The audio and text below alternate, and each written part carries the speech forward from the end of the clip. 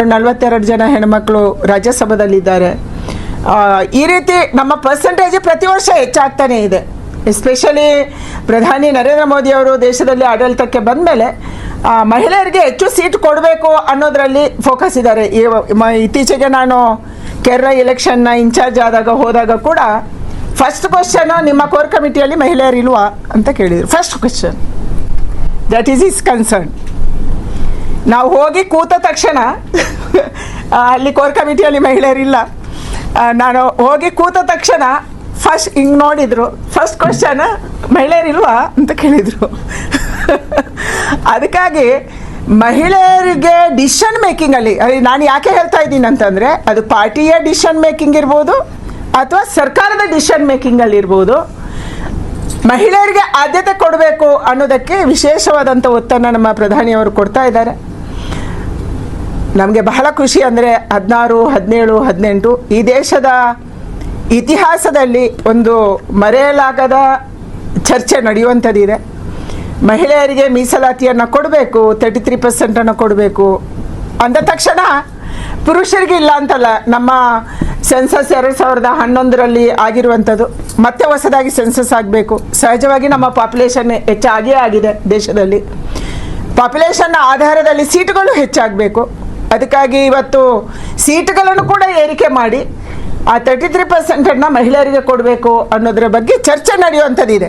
ನಾಡು 16, 17, 18ರಂದು ಚರ್ಚೆ ನಡೆಯುವಂಥದ್ದಿದೆ. ಈ ಚರ್ಚೆಯಲ್ಲಿ ನನಗೆ ವಿಶ್ವಾಸ ಇದೆ, ಯಾವುದೇ ರಾಜಕೀಯ ಪಾರ್ಟಿ ಕೂಡ ಮಹಿಳೆಯರಿಗೆ ಮೀಸಲಾತಿ ಕೊಡಬಾರ್ದು ಅನ್ನುವಂಥ ಹೇಳುವಂಥ ಧೈರ್ಯ ಮಾಡಲ್ಲ ಅಂತ ನಾನು ಅಂದ್ಕೊಂಡಿದ್ದೀನಿ. ಮಾಡಲೂಬಾರ್ದು. ಯಾಕಂದರೆ ಇವತ್ತು ಸಮಾಜದಲ್ಲಿ 50%, ಕೆಲವು ರಾಜ್ಯದಲ್ಲಿ 51%, ಕೆಲವು ರಾಜ್ಯದಲ್ಲಿ ಈ ಕೇರಳದಂಥ ಸ್ಟೇಟಲ್ಲಿ ಮಹಿಳೆಯರ ಸಂಖ್ಯೆ ಜಾಸ್ತಿ ಮತ್ತು ಮಹಿಳೆಯರಿಗೆ ಅಧಿಕಾರವೂ ಜಾಸ್ತಿ. ಅದು ಮ್ಯಾಟ್ರಿಯಾರ್ಕಲ್ ಸಿಸ್ಟಮ್ ಆಫ್ ಫ್ಯಾಮಿಲಿ.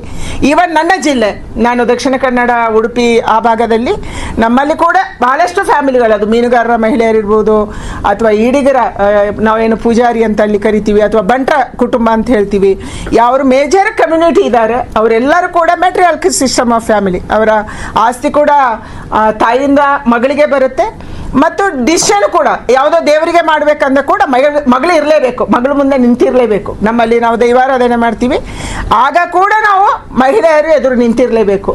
ಆ ರೀತಿಯ ಒಂದು ಫ್ಯಾಮಿಲಿಯ ಹಿನ್ನೆಲೆ ಆ ಭಾಗದಲ್ಲಿ ಇದೆ. ಕೇರಳದ ಮುಂದುವರಿದ ಭಾಗ ಇರ್ಬೋದು ಅದು.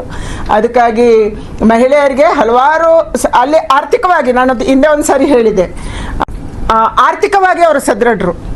ಮೀನು ಹಿಡಿಯೋಕ್ಕೆ ಮೀನುಗಾರರು ಸಮುದ್ರಕ್ಕೆ ಹೋದರೆ ಮೀನು ತಂದಿದ್ದನ್ನು ಮಾರಾಟ ಮಾಡುವವರು ಮಹಿಳೆಯರು. ಅಂದರೆ ಆರ್ಥಿಕವಾಗಿ ದುಡ್ಡು ಅವರ ಕೈಗೆ ಬರುತ್ತೆ. ಅದಕ್ಕಾಗಿ ಅಲ್ಲಿ ಡಿಸಿಷನ್ಗಳು ರೈಟ್ ಡಿಸಿಷನ್ ಆಗುತ್ತೆ. ನನ್ನ ಮಗಳಿಗೆ ಎಲ್ಲಿ ಸ್ಕೂಲಿಗೆ ಹಾಕಬೇಕು, ಅಥವಾ ನಮ್ಮ ಮಗಳಿಗೆ ಯಾವ ಬಟ್ಟೆ ಖರೀದಿಬೇಕು, ಮದುವೆ ಮಾಡುವ ವಿಚಾರ ಇರ್ಬೋದು, ಮನೆ ಕಟ್ಟುವ ವಿಚಾರ ಇರ್ಬೋದು, ಮನೆ ರಿಪೇರಿಯ ವಿಚಾರ ಇರ್ಬೋದು, ಯಾವುದೇ ಇದ್ರೂ ಕೂಡ ಮಹಿಳೆ ಅಲ್ಲಿ ಡಿಸಿಷನ್ ಮೇಕರ್.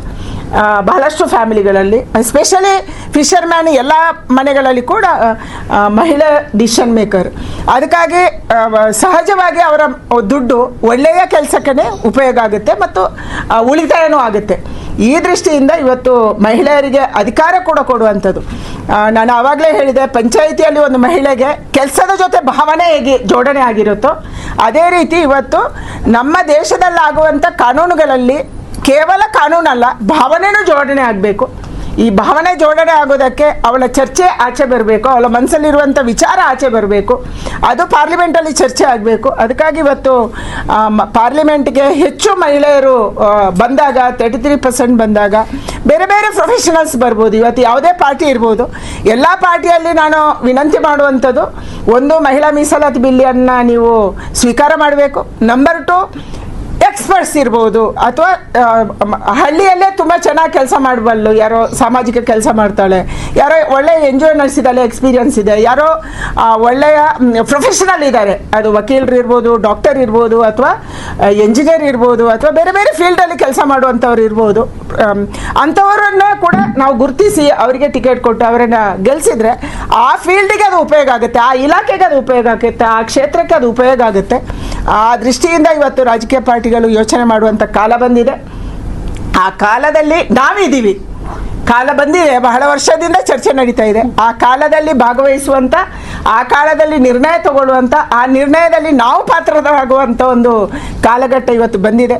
ಅದಕ್ಕಾಗಿ ಮತ್ತೊಂದು ಬಾರಿ ನಾನು ಪ್ರಧಾನಿ ನರೇಂದ್ರ ಮೋದಿ ಅವರಿಗೆ ಅಭಿನಂದನೆಯನ್ನು ಸಲ್ಲಿಸಿ, ಹಲವಾರು ಕಾರ್ಯಕ್ರಮಗಳು ಅದಕ್ಕಾಗಿ ನಾವು ಯೋಜನೆ ಮಾಡಿದ್ವಿ. ಔಟ್ ರೀಚಿಂಗ್ ಕಾರ್ಯಕ್ರಮ ಅಂದರೆ ಮಹಿಳಾ ಜಾಗೃತಿಯನ್ನು ಮಾಡಬೇಕು, ಮಹಿಳೆಯರು ಇದರಲ್ಲಿ ಭಾಗವಹಿಸಬೇಕು, ಮಹಿಳೆಯರಿಗೆ ತಮ್ಮ ಹಕ್ಕಿನ ಬಗ್ಗೆ ಗೊತ್ತಾಗಬೇಕು.